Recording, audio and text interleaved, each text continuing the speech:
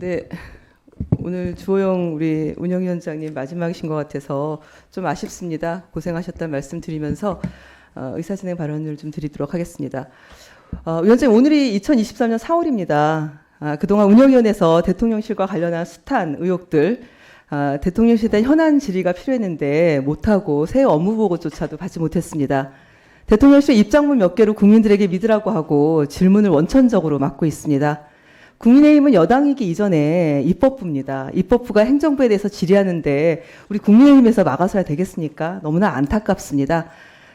김성한 안보실장이 갑작스럽게 경질됐는데요. 그동안 잇따른 외교 참사에 더불어민주당은 대통령실 외교안보 라인의 전면 개편을 요구했었습니다. 참배 없는 조문외교, 48초 환담, 바이든 날리면 논란, 일하는 적 발언, 최악의 대일 굴종 외교까지 윤석열 정부의 외교는 참사 그 자체였습니다. 하지만 분명한 것은 이번 경질이 최악의 외교 참사에 대한 책임 때문이 아니라는 것입니다. 오히려 김건희, 입김설, 김성한, 김태호, 알력설 등 낯뜨거운 이야기만 흘러나오고 있습니다.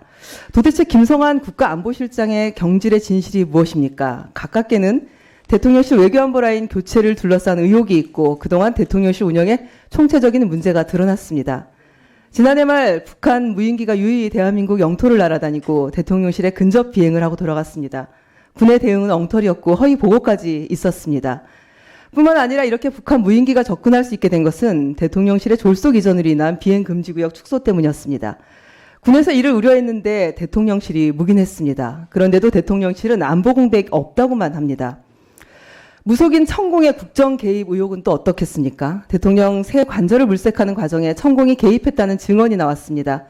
그런데 대통령실은 아니라고만 합니다. 이를 증명할 육군 참모총장 공간 CCTV는 삭제됐습니다. 의혹을 폭로하니 압수수색이 들어왔습니다. 국민에게 재갈을 물리겠다는 거 아닙니까? 김건희 여사 주가 조작 연루 의혹은 더 심각합니다. 이미 대통령이 후보 시절 발언이 허위사실임이 확인됐습니다. 대통령 신분이 아니라면 공직선거법 위반으로 기소될 수 있는 사안입니다.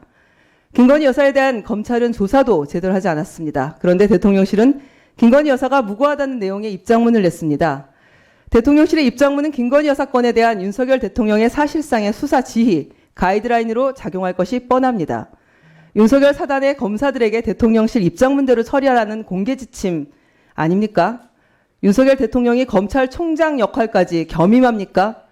주호영 위원장님, 지금 국민적 의혹을 해소해야 할 국회 운영위원회가 여당과 대통령실의 방탄위원회로 전락했습니다. 국회 운영위 전체회의를 열어서 대통령실 책임자 불러서 국민께서 던지는 질문에 대해 답을 할 수 있도록 마지막에 뭔가 결단을 해주셨으면 좋겠습니다. 이게 국회 운영위 위원장의 책무가 아닌가 싶습니다.